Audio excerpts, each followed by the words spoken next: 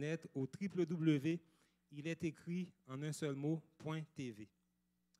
Aujourd'hui, à compter de 12h30, donc de 12h30 à 13h, 13h10, on va avoir notre traditionnelle réunion de prière avec le groupe de Sentinelles. Donc, si vous voulez passer un petit moment en prière, donc si vous avez des requêtes, des sujets de prière à déposer au pied du maître, donc on vous invite à être des nôtres cet après-midi à 12h30, environ quelques minutes après la fin du culte. Ce soir, à 19h, donc le groupe Harmonie, Sciences et Foi vous convie à une très bonne conférence sur le sujet suivant, les cétacés, ces géants de la mer qui défient la théorie de l'évolution. On vous invite à venir découvrir le monde extraordinaire, fantastique des cétacés et les traces évidentes d'un créateur puissant. N'hésitez pas à inviter des amis si vous avez des amis sceptiques, des parents, des connaissances. Vous pouvez les inviter. Ça va nous faire plaisir d'échanger avec eux. Donc, c'est un rendez-vous ce soir à 19h ici au Centre Iletécrit pour cette conférence présentée par le groupe Harmonie, Sciences et Foi. Samedi prochain, le 13 avril, on aura ici un prédicateur invité. C'est le pasteur de l'église russe, donc le pasteur Osipchuk. Et dans l'après-midi, il va partager avec nous aussi la situation de l'église en Ukraine, avec ses défis et ses souffrances, mais aussi la présence vivante de Dieu parmi son peuple. Donc, le pasteur Osipchuk sera avec nous sabbat prochain, Dieu voulant. Sabbat le 20 avril, dans 2 semaines, dans le cadre du culte, on va avoir notre service de Sainte Seine, le repas du Seigneur. On vous invite à vous préparer pour ce mémorial de la vie de Jésus donné en sacrifice pour nous tous. Le dimanche 21 avril, à 18h, le groupe Bereshit vous invite à participer au souper de Pessah, donc la Pâque. C'est une célébration qui rappelle à la fois la libération d'Égypte et la délivrance en Jésus-Christ. Donc, si vous voulez des informations, si vous voulez vous inscrire aussi, vous pouvez contacter notre ami Franz Clairefort, soit par courriel ou par téléphone. Donc, si vous voulez les coordonnées, vous pouvez passer me voir après.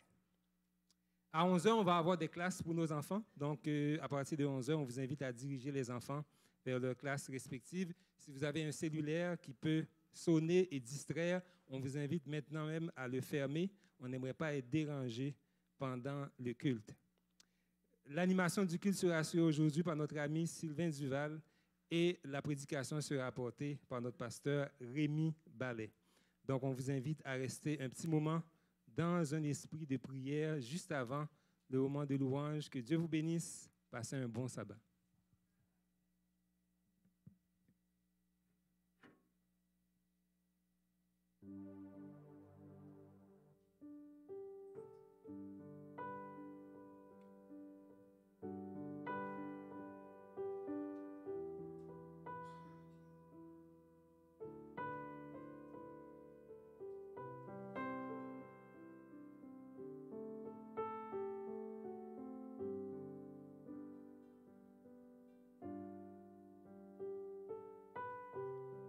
Bon sabbat à tous.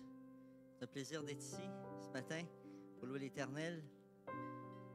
Et j'aimerais partager quelques mots avec vous pour vous dire que le thème de ce matin, c'est la joie dans le Seigneur, mais aussi la joie du Seigneur, la joie que le Seigneur ressent de nous voir tous réunis ce matin ensemble. La joie du Seigneur lorsqu'il nous voit en train de prier aussi ensemble.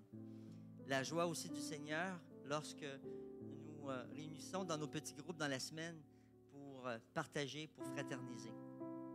Le Seigneur nous regarde et un texte qui dit « J'ai vu le Seigneur à l'œuvre dans la vie des hommes. » C'est vraiment extraordinaire. Nous pouvons dire que nul n'est comme Jésus. Disons-le lui, magnifions-le, élévons-le.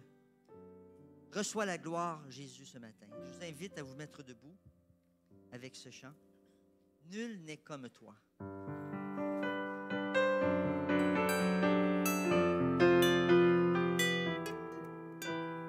Chantons tous ensemble.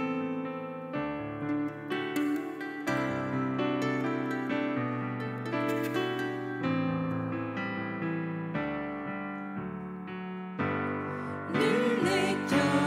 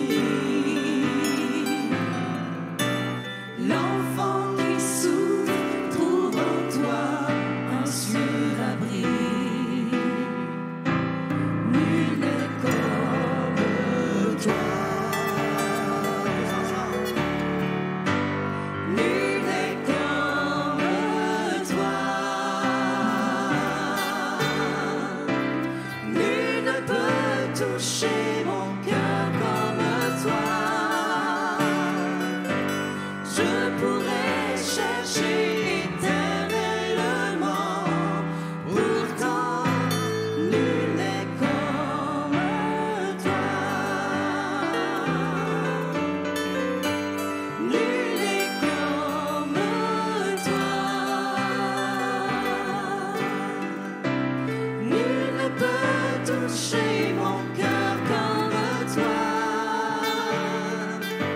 Je pourrais chercher éternellement, pourtant nul n'est comme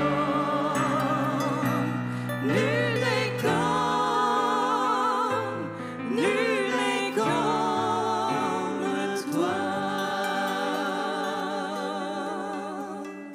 Amen.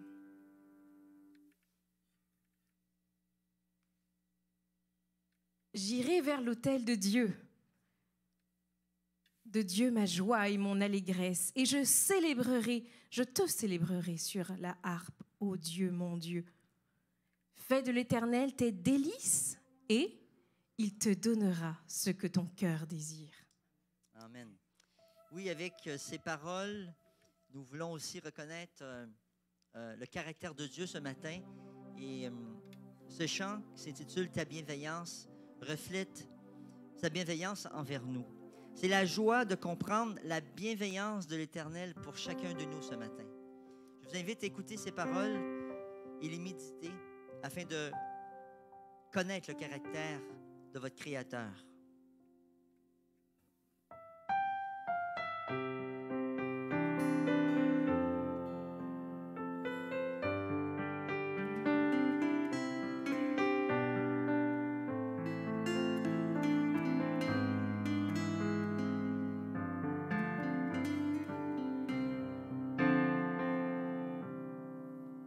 J'écouterai ce que dit Dieu, car il est droit pour qu'il écoute. Sa paix divine est sur tous ceux qui vont à lui quand vient le doute. Fidèlement, je veux le suivre, je veux marcher dans ses sentiers. Il est la main qui me délivre de la folie de mes projets. Ta bienveillance, ô Éternel, vaut mieux que tout ce que j'ai vu. Ma délivrance est sous ton aile, sur le rocher de ton salut. Ta bienveillance, ô Éternel, vaut mieux que tout ce que j'ai vu. Ma délivrance est sous ton aile, sur le rocher de ton salut. Sa gloire est proche, son règne vient, et le pays est apaisé. Lorsque la crainte est en chacun, lorsque son nom est exalté,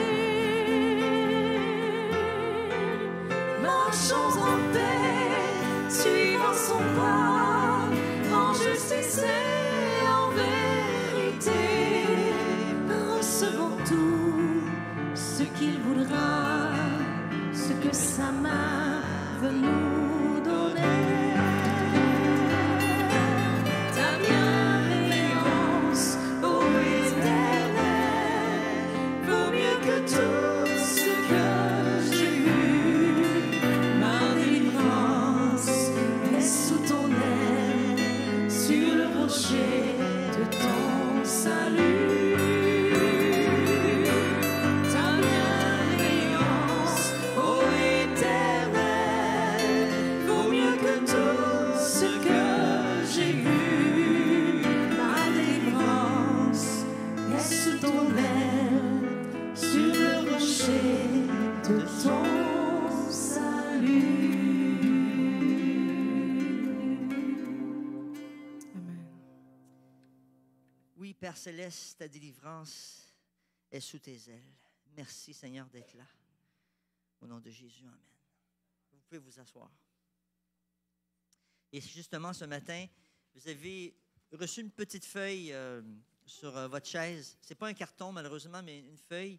Et j'aimerais vous inviter à écrire pour ceux et celles qui ont un crayon. Je n'ai pas des crayons pour tout le monde, mais si vous n'avez pas de crayon et vous avez ce problème ce matin, je vous inviterai tout simplement à fermer vos yeux et à faire ce matin une prière de gratitude. Alors que nous découvrons la bienveillance de l'Éternel pour nous. Ce matin, j'aimerais vous inviter tout simplement à faire une prière dans votre intimité de gratitude. Et dire merci au Seigneur dans vos propres mots. Et si vous pouvez les écrire, les garder, et à ce moment-là, peut-être relire votre prière de gratitude cette semaine. Et peut-être vous allez rester étonné de voir ce que le Seigneur vous a donné. Donc, je vous invite dès maintenant à entrer dans votre intimité pour dire merci à l'Éternel.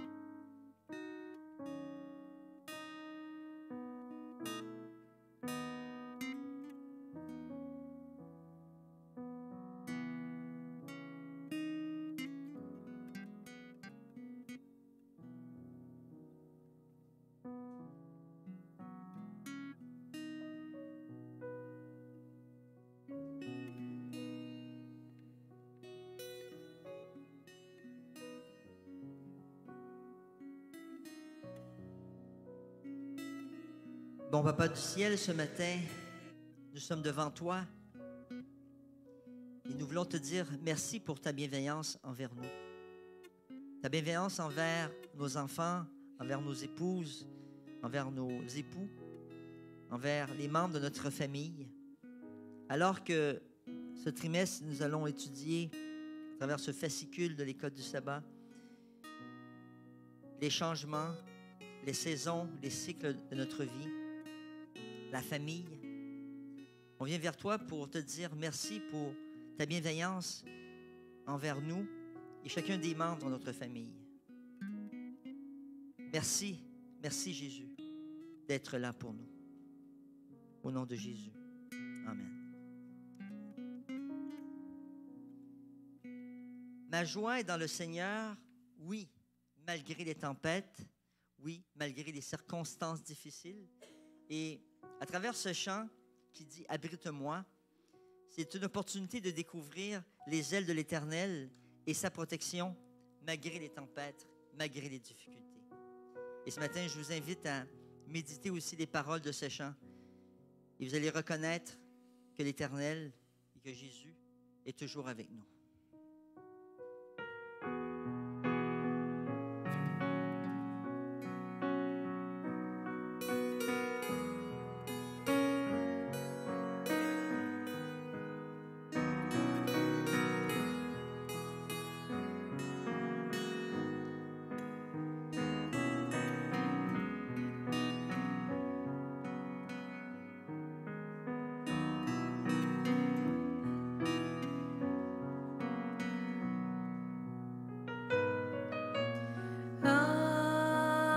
Abrite-moi ensemble sous tes ailes.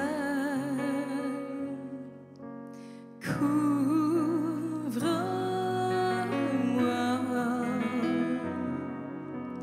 par ta main puissante. Tous ensemble. Même si les océans se déchaînent, je les traverserai avec toi.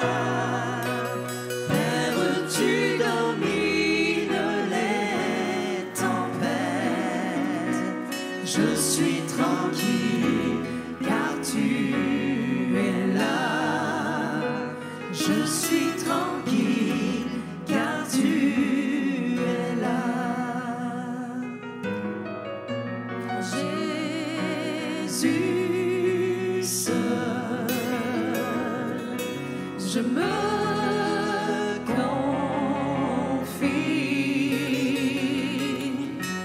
Il me donne force qu'à mes puissances, même si les océans se déchaînent, je les traverserai avec toi. Père, tu domines les tempêtes. Je suis tranquille car tu es là. Je suis tranquille car tu es là. Même si les océans se déchaînent, je les traverserai avec toi. Père, tu domines les tempêtes. Je suis tranquille car tu es là. Je suis tranquille car tu es là. Je suis tranquille car tu es là. Je suis tranquille car tu es là.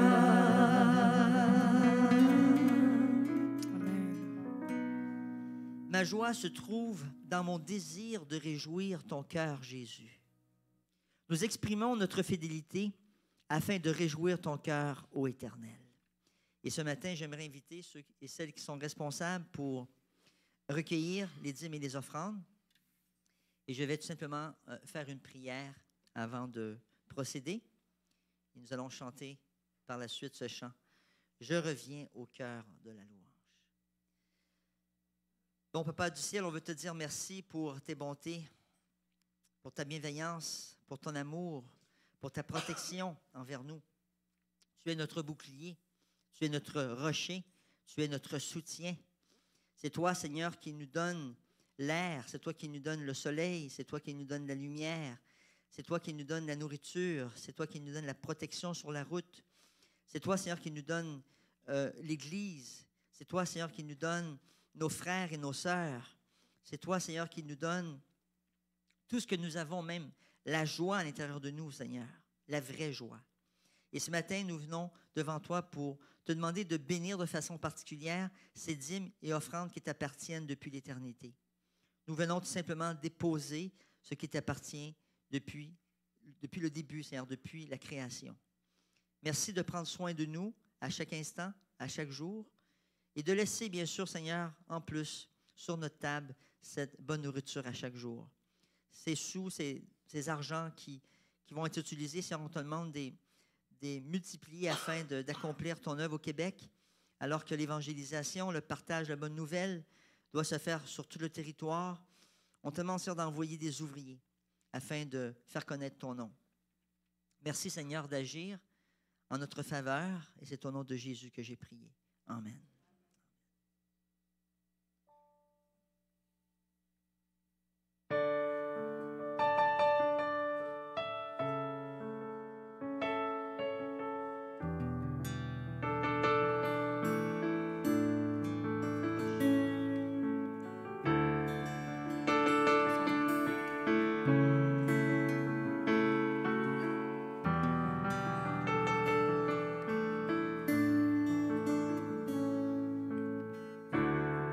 Le chant terminé, le rideau retombe, je viens simplement porter mon offrande, car j'ai le désir de réjouir ton cœur. J'apporte plus qu'un beau chant, chanter ne suffit pas pour répondre à ton appel. Les apparences sont trompeuses, tu vois bien au-delà. Oh Dieu, tu sais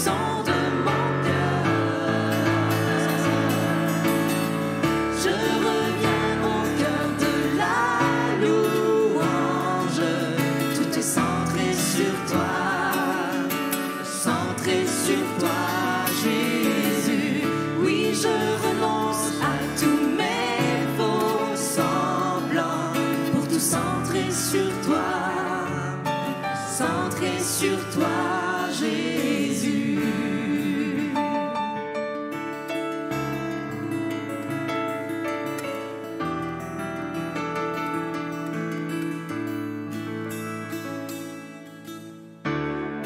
Roi d'éternité, qui peut exprimer ce dont tu es dit? Bien que faible et pauvre, je te donne tout, prends toute ma vie. J'apporte plus qu'un beau chant, chanter ne suffit pas pour répondre à ton appel. Les apparences sont trompeuses, tu vois bien au-delà. Oh Dieu, tu sondes mon cœur. Je reviens au cœur de la louange, tout est centré sur toi, centré sur toi, Jésus. Oui, je renonce à tous mes faux semblants pour tout centrer sur toi, centré sur toi, Jésus. Je reviens au cœur de la louange, tout est centré sur toi, centré sur toi, Jésus. Oui, je renonce à tous mes faux semblants, tout est centré sur toi, centré sur toi, centré sur toi, centré sur toi, Jésus.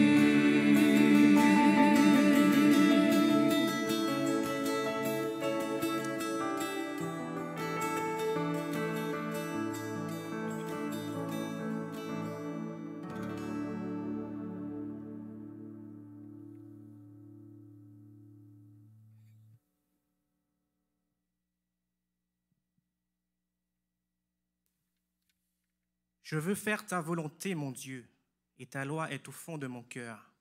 Louez l'Éternel, car il est beau de célébrer notre Dieu, car il est doux, il est bienséant de le louer. Amen.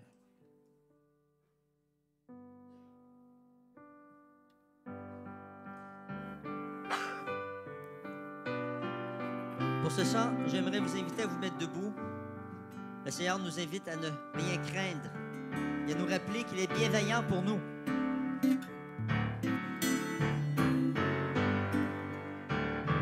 Ne crains rien, je t'aime, je suis avec toi. Promesse suprême qui soutient ma foi. La sombre vallée n'a plus de terreur.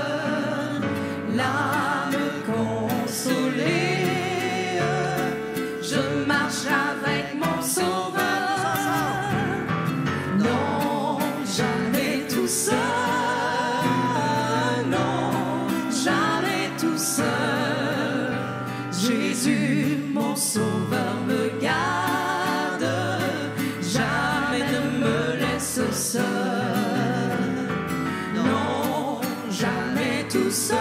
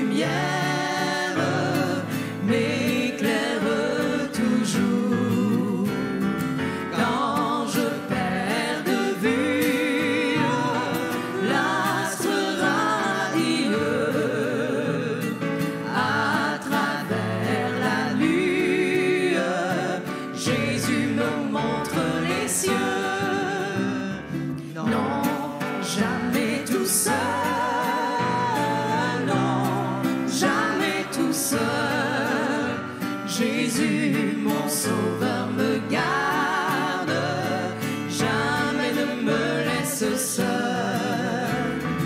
Non, jamais tout seul, non, jamais tout seul. Jésus, mon sauveur me garde, je ne suis jamais tout seul.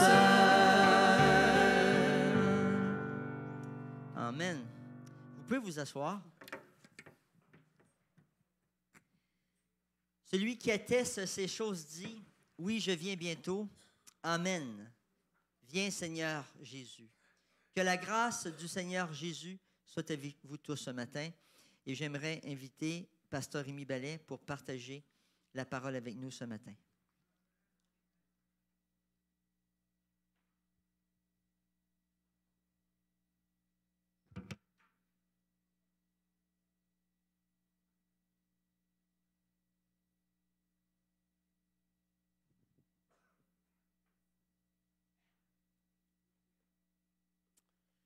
Bonjour à chacune et à chacun.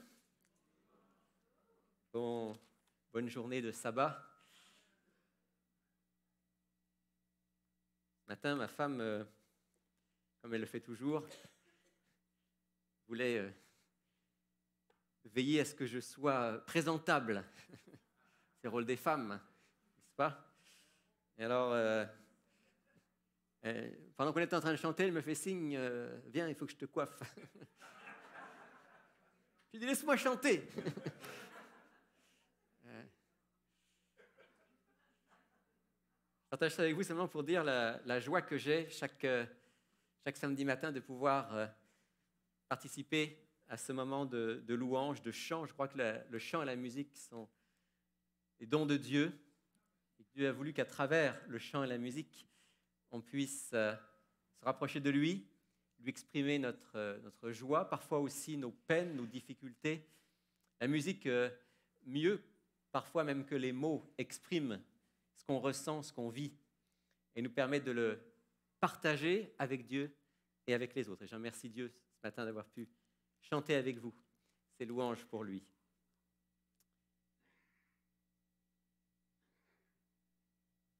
Vous avez peut-être entendu parler dans les dernières semaines de ce qu'on appelle l'horloge de l'Apocalypse. Je vous dis quelque chose. L'horloge de l'Apocalypse, ce n'est pas une nouvelle religieuse. C'est simplement un certain nombre de scientifiques qui se retrouvent chaque année et qui évaluent les risques pour la planète. Et à la fin du mois de janvier dernier, lorsqu'ils ont dû évaluer les risques pour notre planète, ils ont évalué qu'il était, vous le voyez ici, minuit moins 2.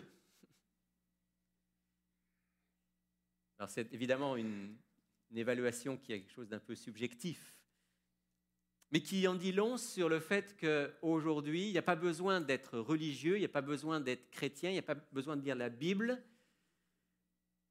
pour savoir qu'on est dans une période particulière et que la fin de ce monde peut être très proche.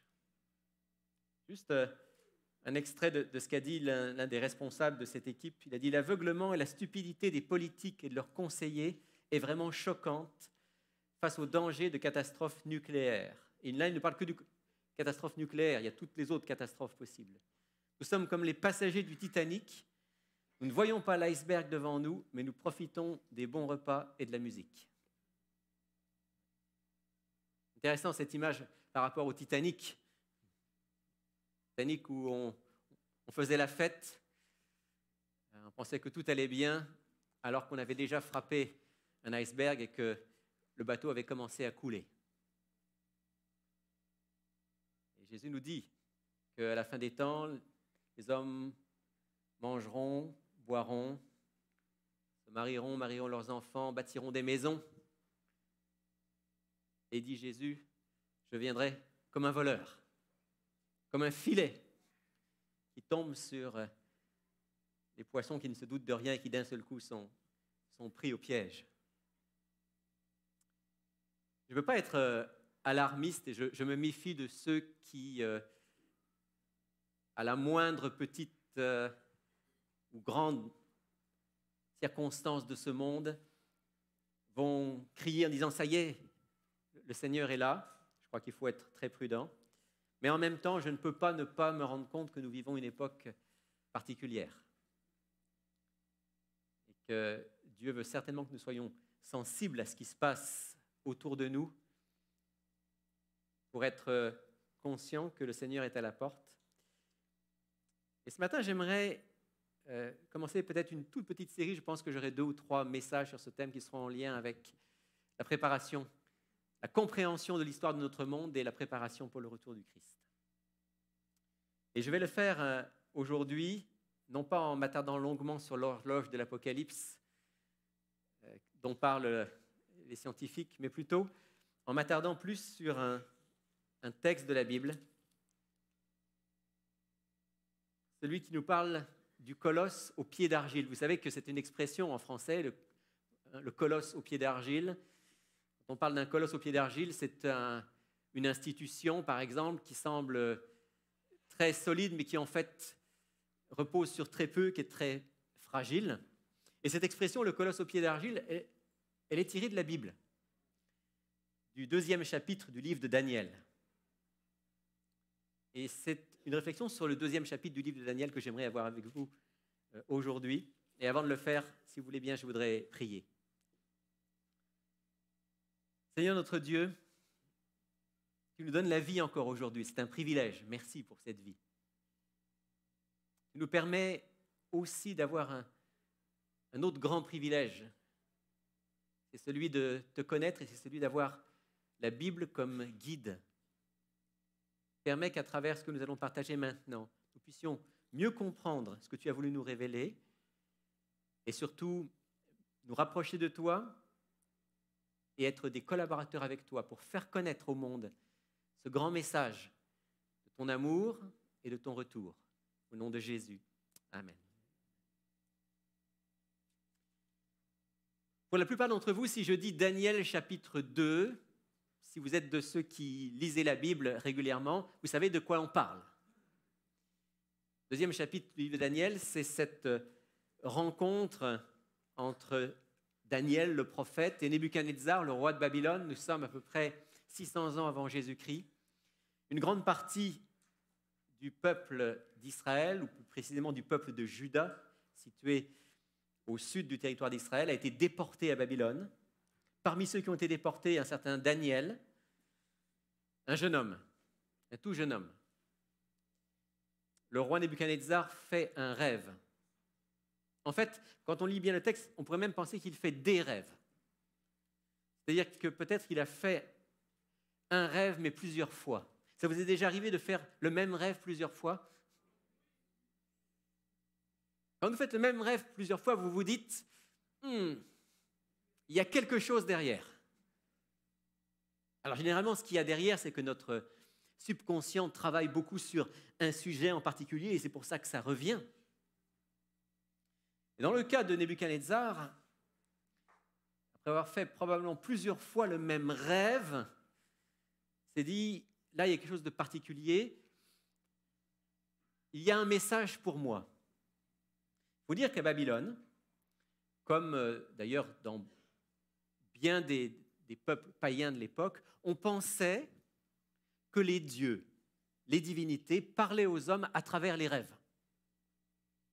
Et on cherchait à interpréter ces rêves. On raconte même que certains rois allaient jusqu'à aller dormir dans le temple d'un dieu en pensant que là, étant dans le temple du dieu, il allait plus facilement recevoir une révélation dans ses rêves. Et donc, Nebuchadnezzar a fait un rêve où il a fait des rêves, il a fait plusieurs fois le même rêve. Et là maintenant, c'en est trop, il faut savoir de quoi il s'agit.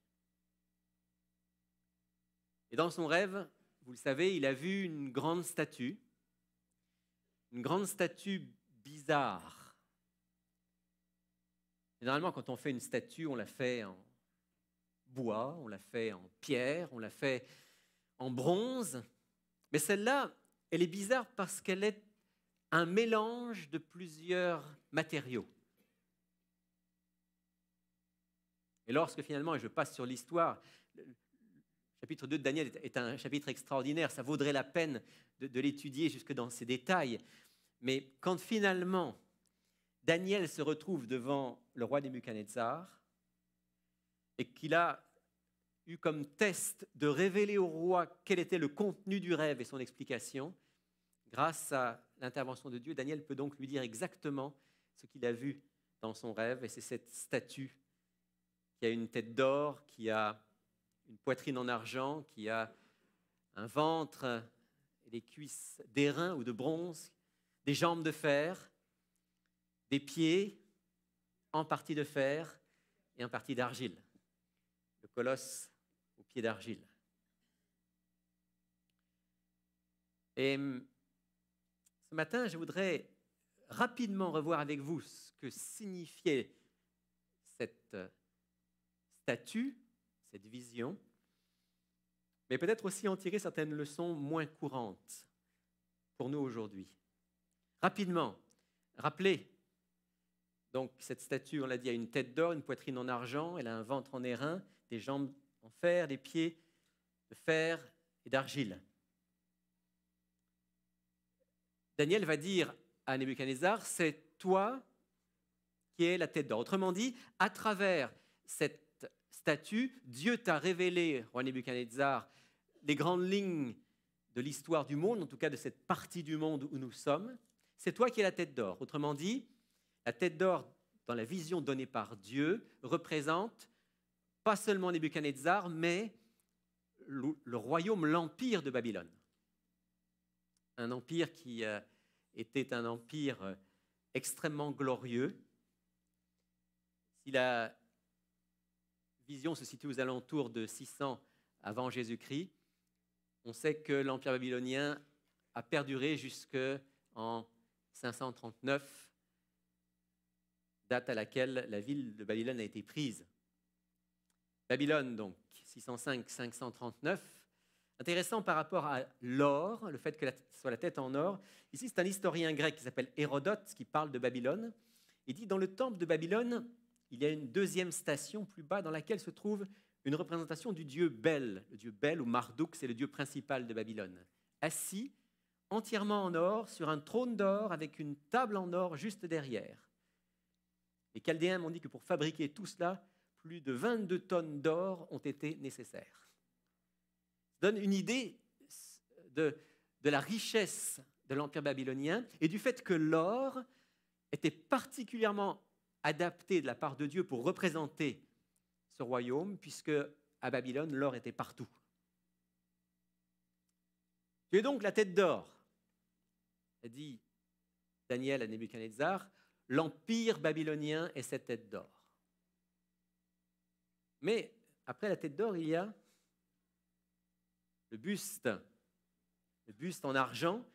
Et Daniel, dans l'explication, dit « Après toi s'élèvera un autre royaume, moindre que le tien ». Quel est ce royaume, cet empire qui doit succéder à Babylone, qui a succédé à Babylone dans l'histoire? C'est l'empire qu'on appelle l'empire des Mèdes et des Perses.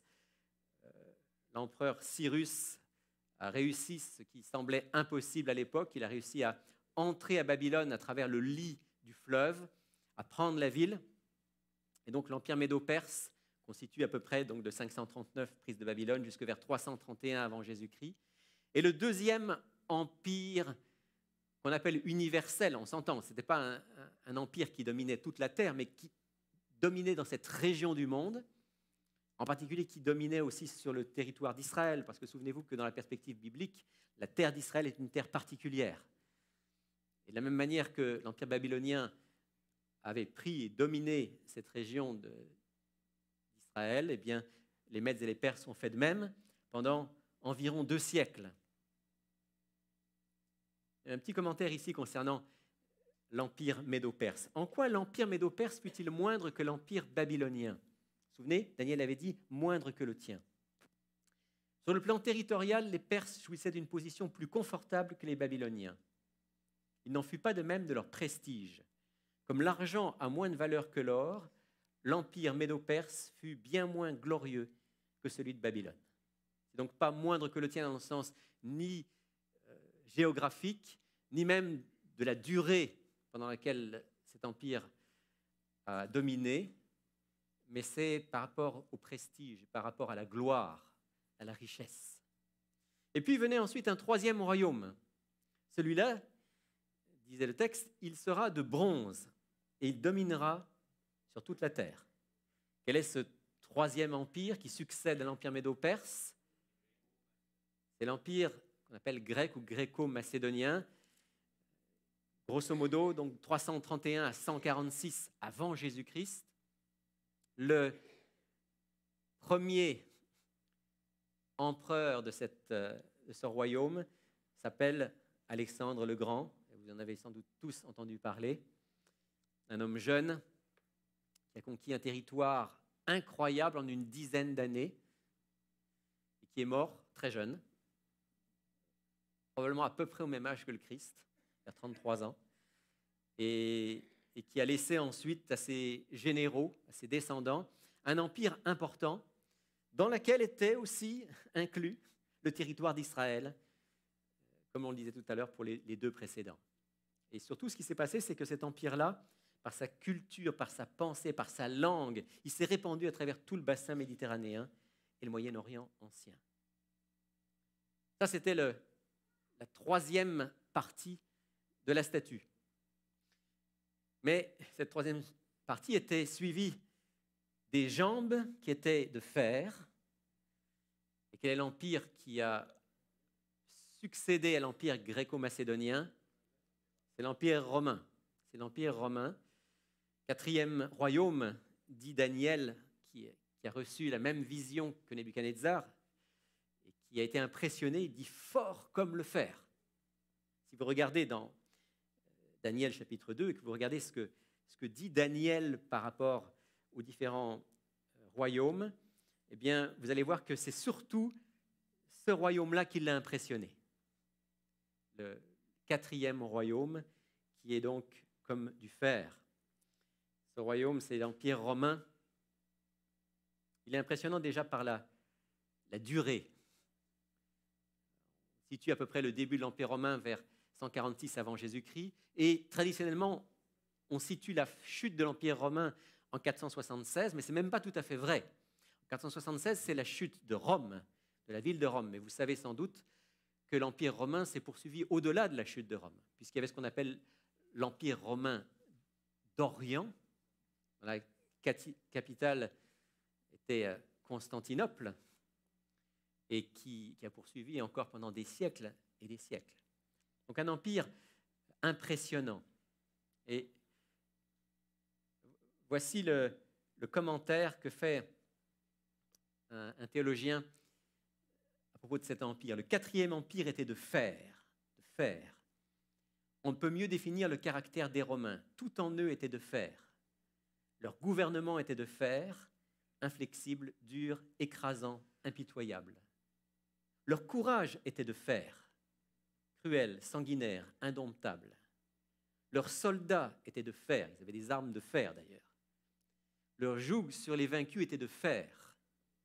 Leur cœur était de fer. Jamais ils ne connurent la pitié. Ils faisaient couler le sang des hommes comme de l'eau. Cet empire romain qui impressionne Daniel est effectivement un empire de fer. Vous voyez comment Dieu, avec beaucoup d'intelligence, de sagesse bien sûr, a typifié les différents empires que Nebuchadnezzar a vus dans sa vision et que nous avons le privilège, avec le recul de l'histoire, de contempler dans les siècles passés. Et puis,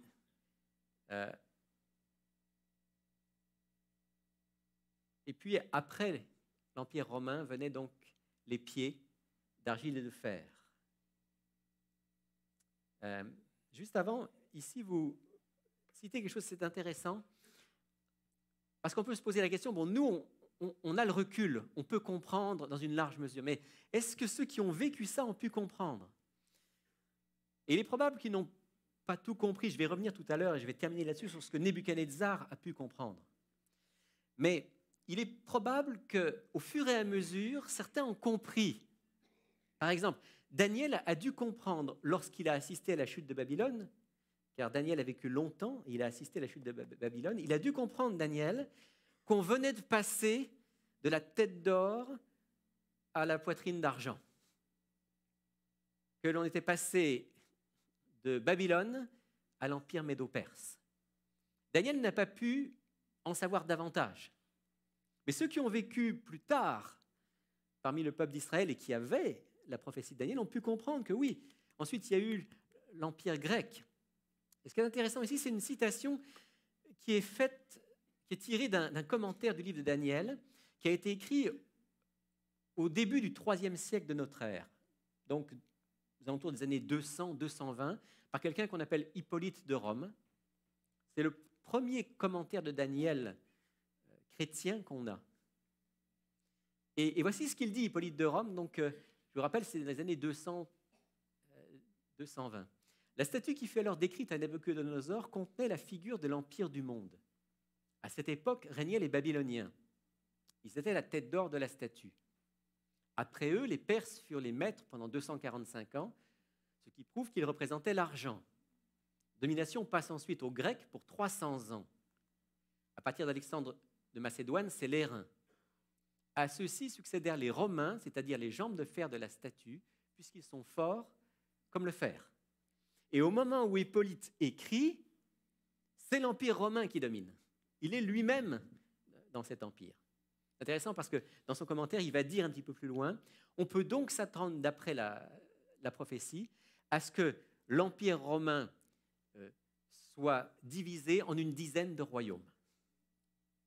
Donc, à son époque, Hippolyte comprend où il est dans la statue et il comprend que l'Empire romain va passer et qu'il va passer probablement en une dizaine de royaumes. Et effectivement, vous savez que cette période des pieds et des orteils, en partie d'argile, de potier, en partie de fer, c'est l'Empire romain qui est divisé, morcelé. Et ça, ce sont les tribus barbares, comme on les appelle, qui vont morceler cet empire. Ce sont les nations qui vont être issues de l'Empire romain. Et nous sommes dans cette période-là. Nous sommes dans cette période-là. C'est quand même quelque chose de remarquable pour nous aujourd'hui de pouvoir nous rendre compte à quel point Dieu est le maître de l'histoire, à quel point il peut à l'avance nous donner des points de repère, des jalons qui nous permettent de savoir qu'il mène l'histoire vers son terme. Parce que quand vous regardez cette prophétie, vous avez exactement dans l'ordre où ils se sont succédés dans l'histoire, ces empires qui se sont succédés. Et surtout, ce qui est extraordinaire, c'est que la prophétie dit qu'après le 4e empire, il n'y a plus d'empire. Il n'y a plus, dans cette région du monde qui comprend donc aussi le territoire d'Israël, il n'y a plus d'empire qui va être un empire du même type que les précédents. En fait, ça va être les différentes peuplades, les différentes nations qui vont être divisées et qui vont chercher à s'unir, mais sans être véritablement unis. Dieu est le Dieu pour qui le temps ne compte pas. Il est le Dieu qui peut, des siècles et des millénaires à l'avance, voir où nous allons et l'annoncer aux hommes pour que nous sachions qu'il est Dieu et que nous lui fassions confiance. Cette prophétie de Daniel 2, en ce sens-là, est extraordinaire. Plusieurs peuples sont sortis, bien sûr, de l'Empire romain. Ici, vous en avez quelques-uns qui ont donné les nations européennes. Et puis, plusieurs ont essayé de recréer un empire. Charlemagne, vous en avez entendu parler. Charles Quint, lui aussi, vous en avez entendu parler. Il a cru à un moment qu'il serait le nouvel empereur d'Europe. Mais il n'a pas pu le créer. D'autres encore, comme Guillaume de Prusse, comme Adolf Hitler, ont essayé. Mais la prophétie était là et elle disait, ils se mêleront par des alliances humaines, mais ne seront pas vraiment unis. C'est intéressant parce qu'aujourd'hui, quand vous regardez ce territoire, qui est le territoire de l'Empire romain, vous voyez qu'effectivement, ils se sont mêlés, ils se mêlent par des alliances humaines, mais ils ne sont pas unis. L'Union européenne en est un bon exemple. quand il dit qu'ils ne seront pas unis l'un à l'autre. Vous avez entendu parler de ce qui se passe en ce moment en Europe. Et même parmi ceux qui restent au sein de l'Union européenne, il y a une profonde division. Il n'y a plus d'empire, comme la prophétie l'avait annoncé. Maintenant, ce que j'aimerais faire avec vous pendant quelques instants à propos de cette prophétie, là j'ai juste rappelé les grandes lignes de ce que, historiquement, cette prophétie annonçait. J'aimerais m'arrêter sur un certain nombre de choses qui devaient être importantes pour Nebuchadnezzar et qui sont importantes pour nous aujourd'hui. Quel était le message de Dieu à Nebuchadnezzar? Car vous êtes d'accord que, bien sûr, cette prophétie avait pour but de nous enseigner, nous qui vivons des siècles après Daniel et après Nebuchadnezzar, mais vous êtes d'accord que si Dieu a donné cette vision à Nebuchadnezzar, c'est parce qu'il avait en premier lieu quelque chose à dire à celui qui a reçu la vision. C'est-à-dire Nebuchadnezzar lui-même. Vous êtes d'accord avec moi? On ne peut pas juste dire, ah ben ça c'était pour nous. Oui, incontestablement c'était pour nous, mais c'était pour lui, Nebuchadnezzar. Qu'est-ce que Dieu voulait dire à Nebuchadnezzar?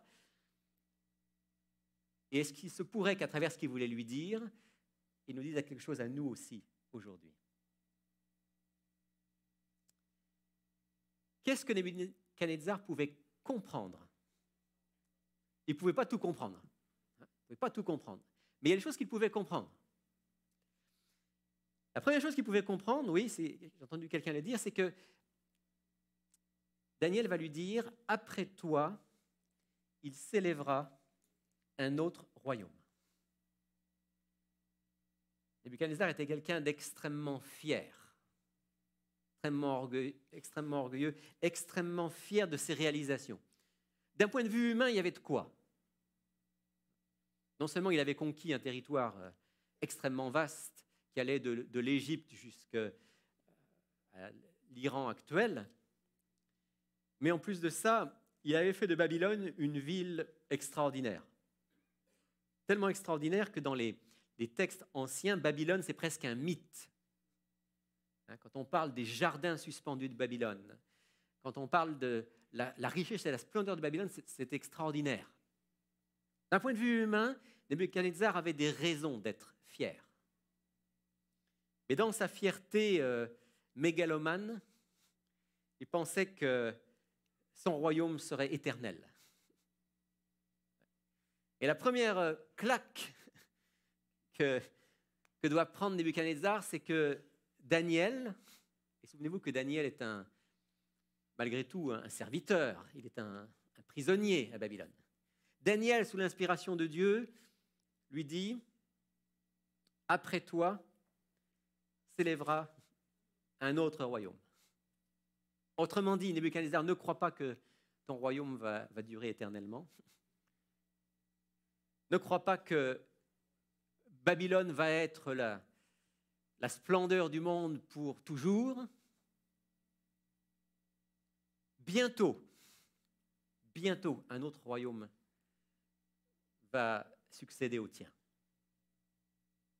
Nebuchadnezzar n'a pas aimé ça. Oh, bien sûr, à la fin du chapitre 2 de Daniel, on nous dit qu'il a élevé Daniel, il a fait de riches présents parce qu'il a reconnu que la vision, le songe dont il lui parlait, c'était bien ce qu'il avait vu. Il a compris qu'il y avait certainement Dieu derrière la révélation, mais il n'a pas tout aimé dans cette révélation. En particulier, il n'a pas aimé de savoir qu'un autre royaume allait lui succéder. D'ailleurs, la preuve qu'il n'a pas aimé, c'est qu'au chapitre 3 du livre de Daniel, on dit qu'il va faire une statue tout en or. C'est comme un défi à Dieu. Dans le chapitre 2, il y a une tête en or. Au chapitre 3, Nebuchadnezzar a fait une statue tout en or, comme pour conjurer le sort et dire non, mon royaume va demeurer. Mais Dieu voulait que Nebuchadnezzar apprenne à comprendre quelle était sa place, lui, petit être humain, sur cette terre.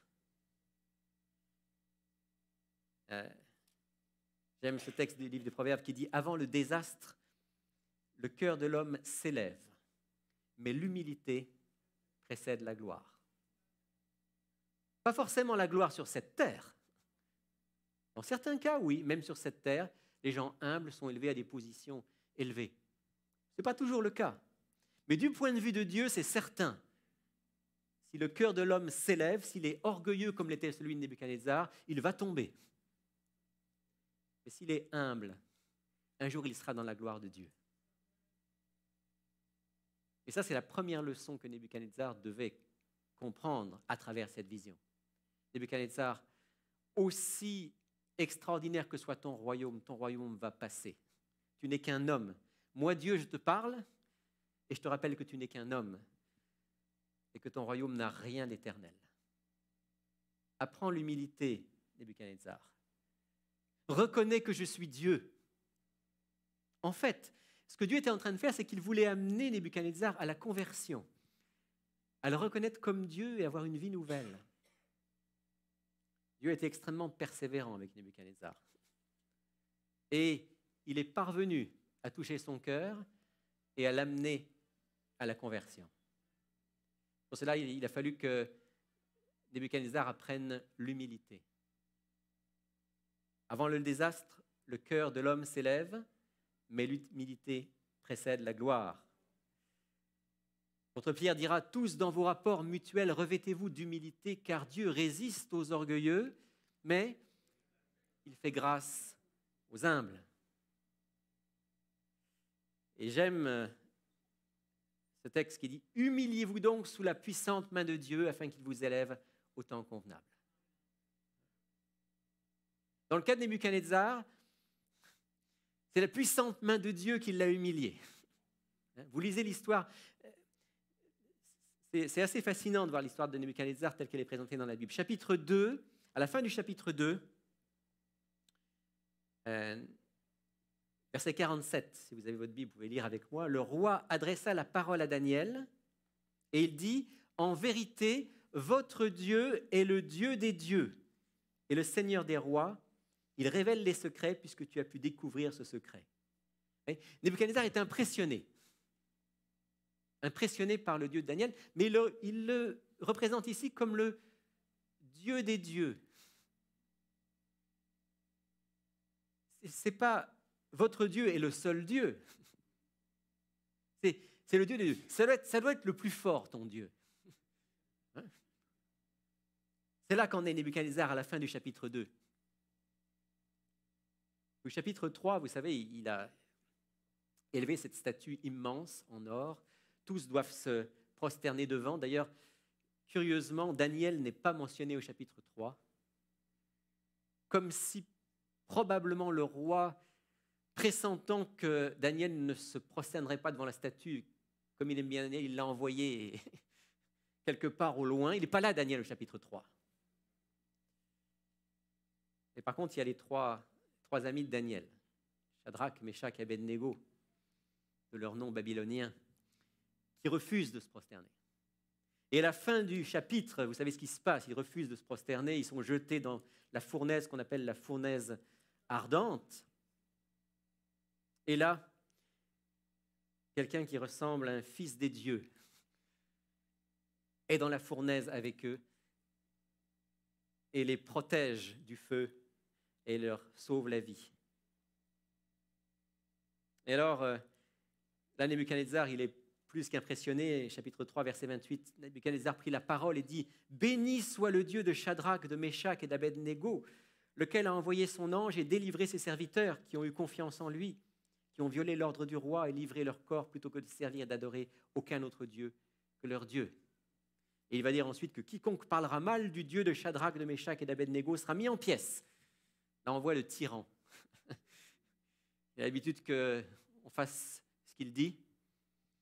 Il dit donc, ce Dieu-là a fait quelque chose d'extraordinaire. Personne n'a le droit de mal parler de lui.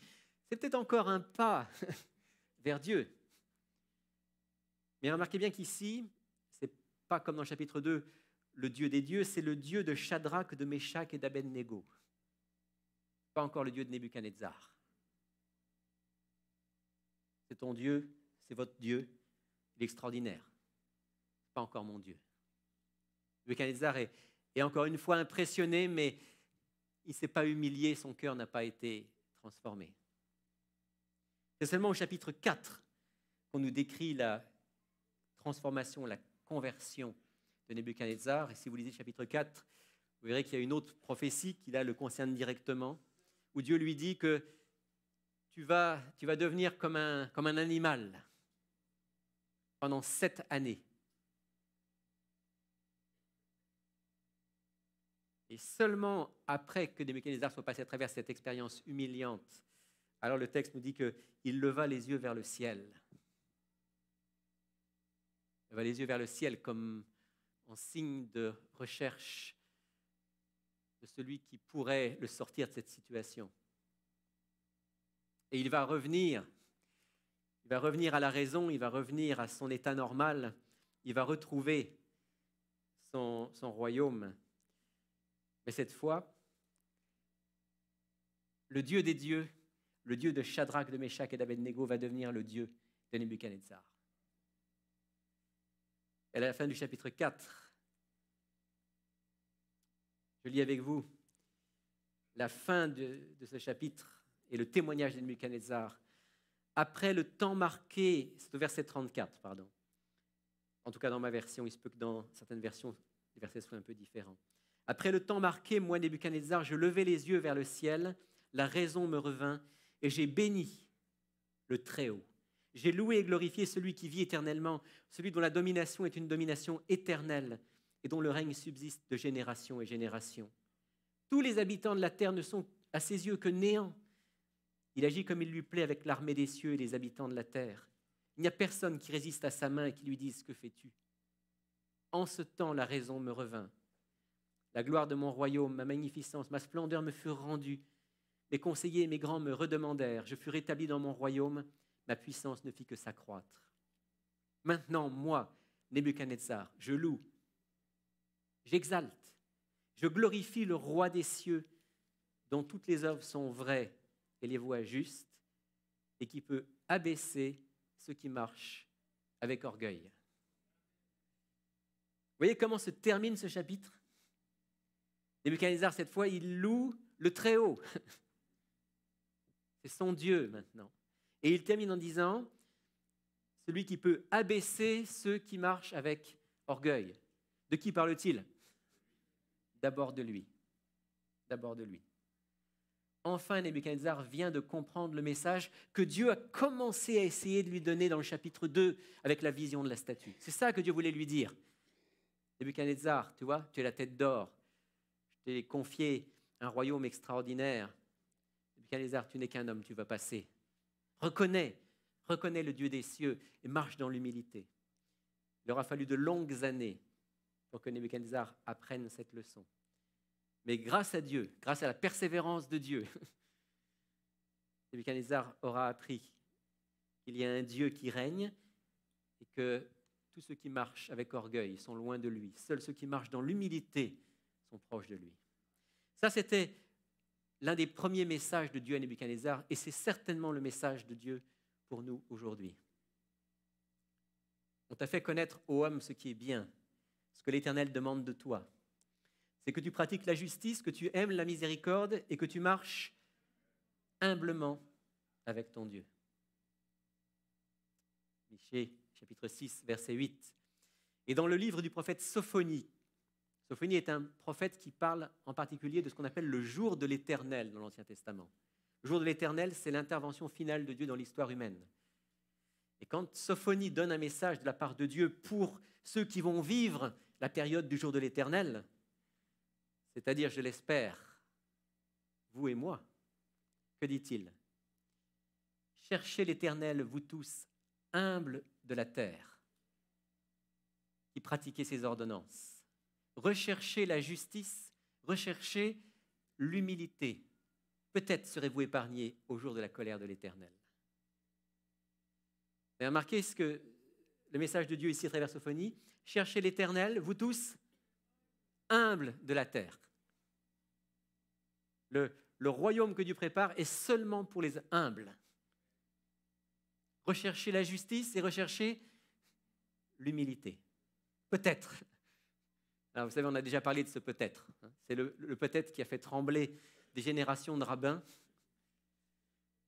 Ce peut-être, ce n'est pas le peut-être du doute. C'est le peut-être qui nous rappelle que Dieu ne nous doit rien. Que si nous sommes épargnés au jour de la colère de l'Éternel, ce n'est pas parce qu'on a mérité quoi que ce soit. C'est juste parce que Dieu nous fait grâce. À tous les humbles de la terre, Dieu va faire grâce. Et il nous appelle à être ceux qui, comme Nebuchadnezzar, le reconnaissent et s'humilient devant lui. Ça, Nebuchadnezzar pouvait le comprendre à partir de la vision de la statue. Et Dieu voulait qu'il le comprenne, et il voudrait que nous aussi, aujourd'hui, nous le comprenions, que nous fassions partie de ces humbles de la terre. C'est un appel à l'humilité et à la conversion. Une autre chose que Nebuchadnezzar pouvait comprendre à travers la vision, c'est que la vision allait de la tête d'or aux pieds d'argile.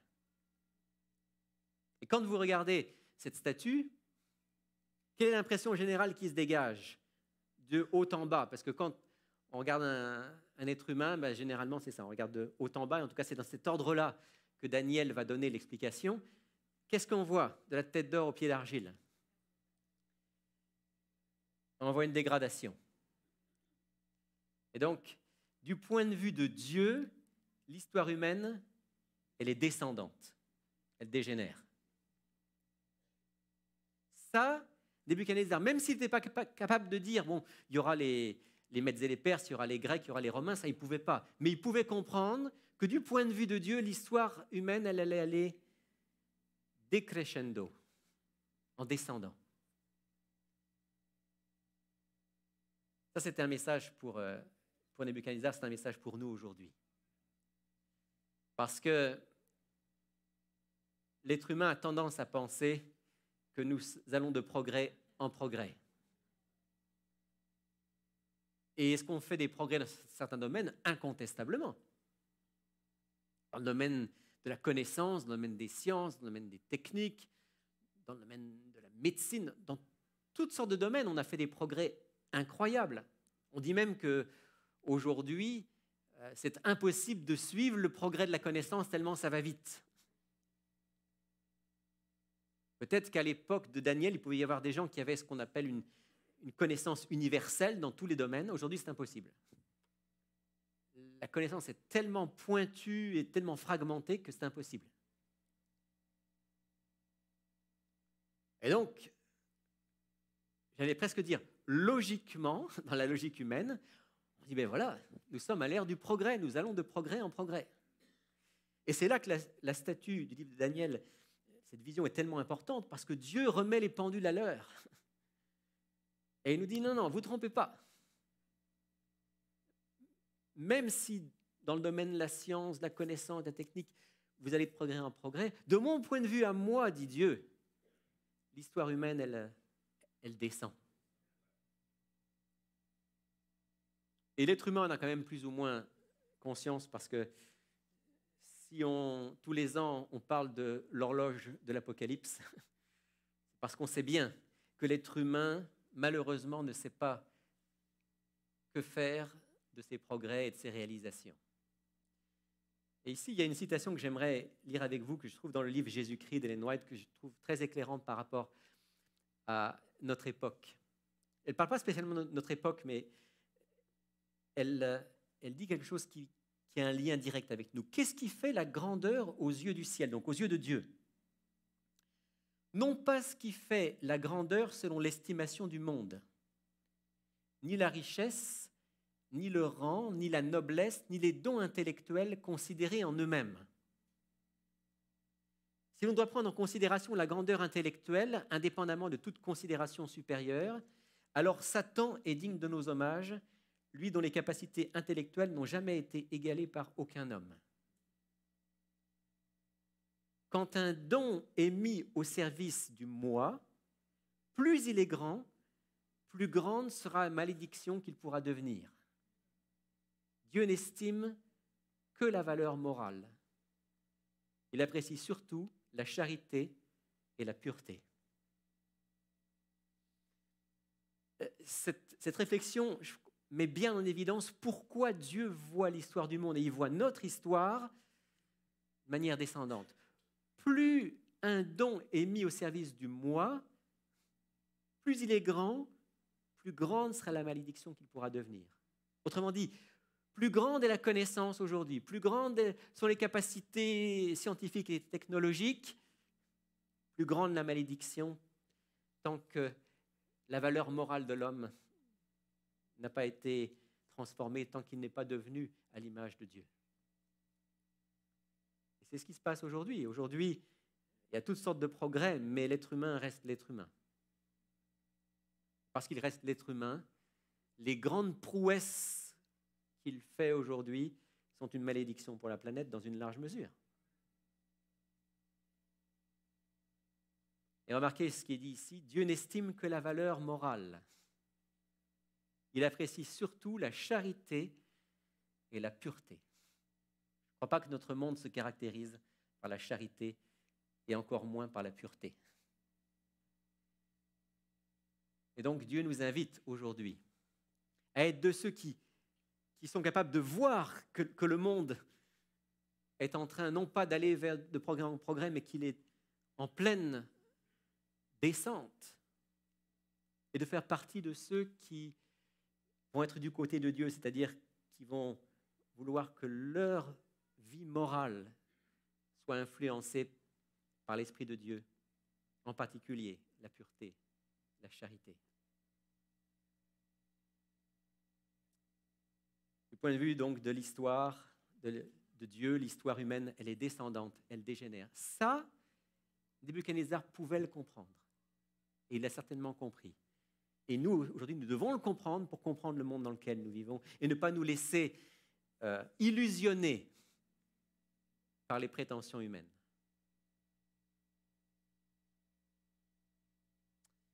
Et puis, il y a une chose que je voudrais vous faire remarquer dans cette vision, et ça, Nebuchadnezzar a dû le comprendre aussi.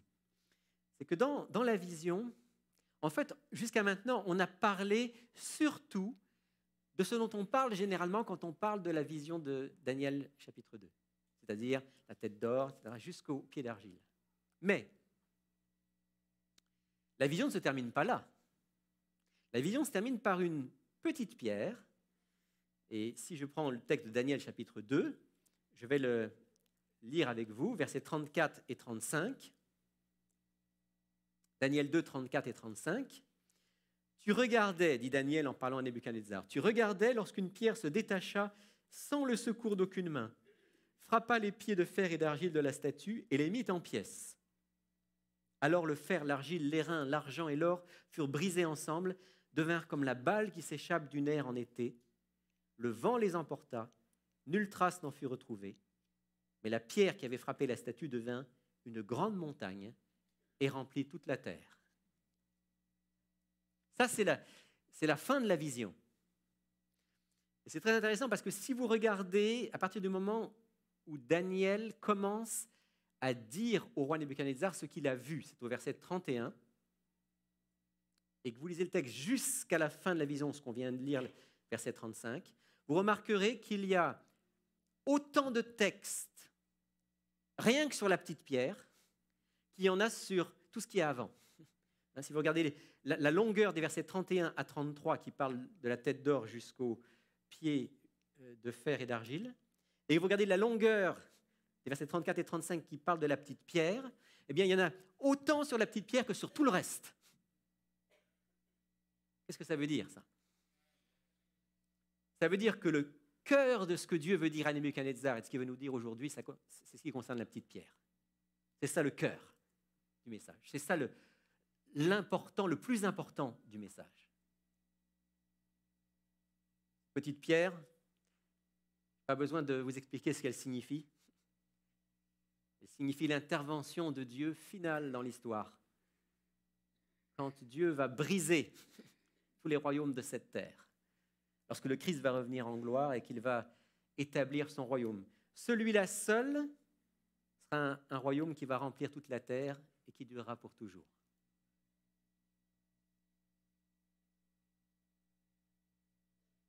Une pierre se détacha de la montagne sans le secours d'aucune main et frappa les pieds de la statue. Et la pierre se détache de la montagne. Vous savez que la montagne, dans la Bible, très souvent, c'est le lieu où se trouve Dieu, la montagne de Dieu. La pierre vient de la montagne, elle vient de Dieu. Et c'est sans le secours d'aucune main. Sans le secours d'aucune main, ça veut dire, les amis, l'être humain n'y sera pour rien dans l'établissement de ce royaume de justice, ce royaume éternel. L'être humain n'y sera pour rien. L'espérance vient d'ailleurs.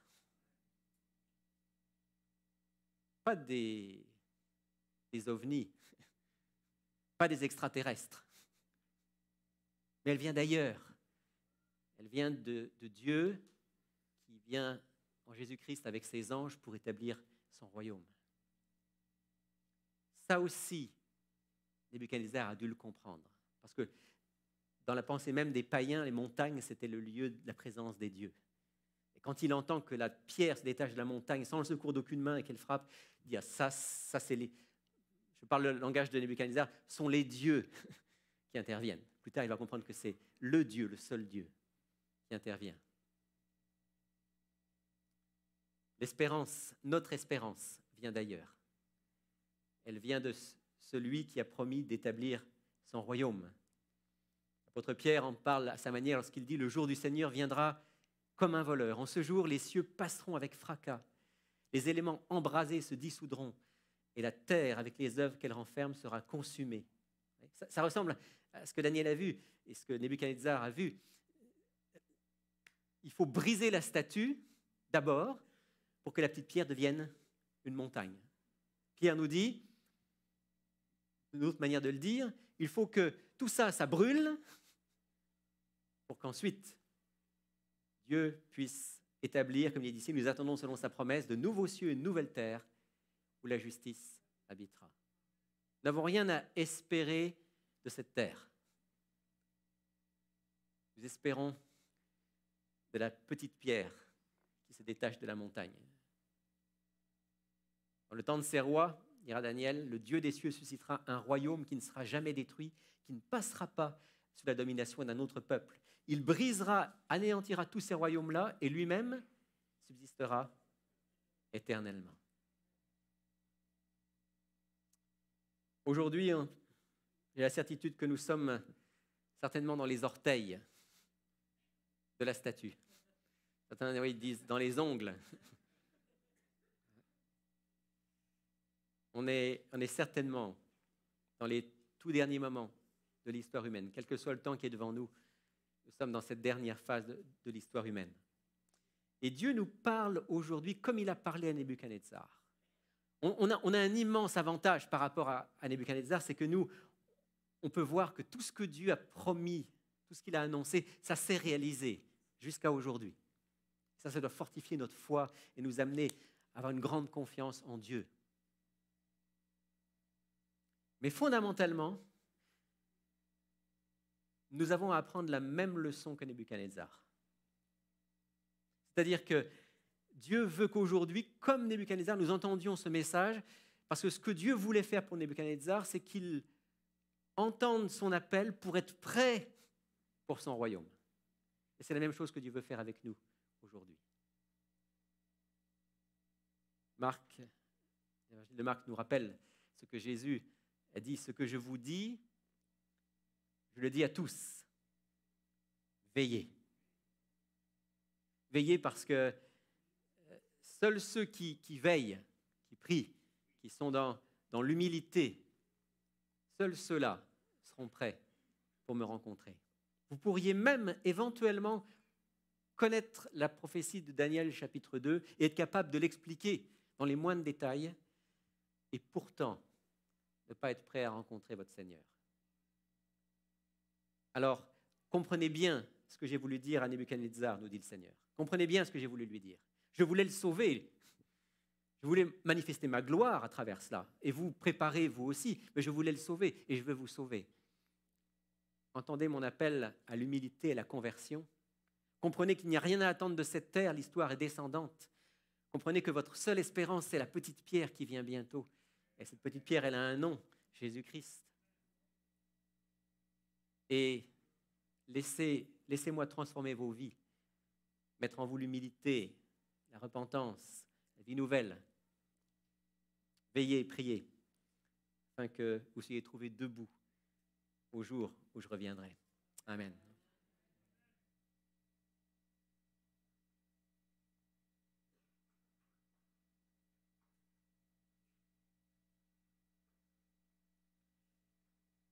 C'est ce que nous allons chanter ensemble. Bientôt le Seigneur va venir. Es-tu prêt? Es-tu prêt pour l'éternité? C'est la question que Jésus nous pose et c'est l'appel qu'il nous lance. Je vous invite à vous lever pour chanter ensemble.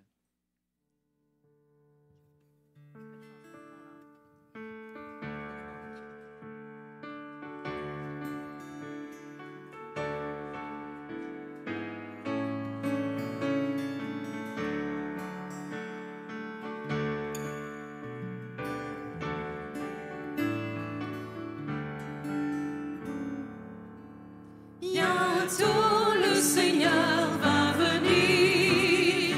Es-tu prêt? Bientôt le ciel il veut t'ouvrir. Es-tu prêt? Es-tu prêt?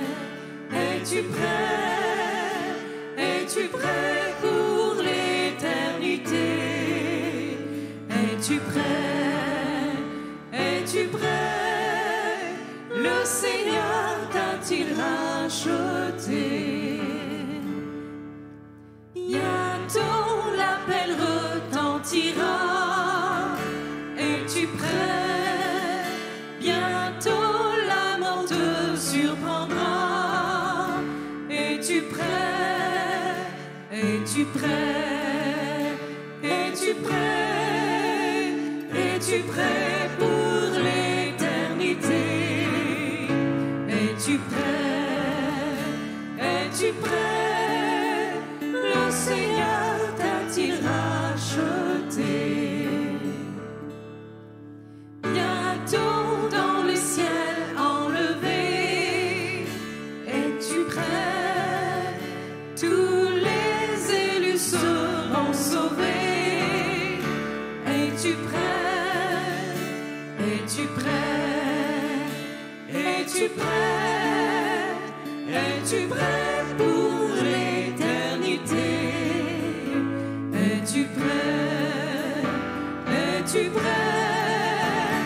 Le Seigneur t'a-t-il racheté?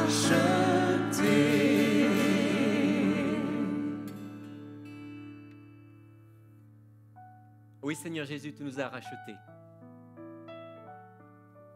C'est le plus beau message de ta parole. C'est le plus beau message que notre Dieu nous ait transmis.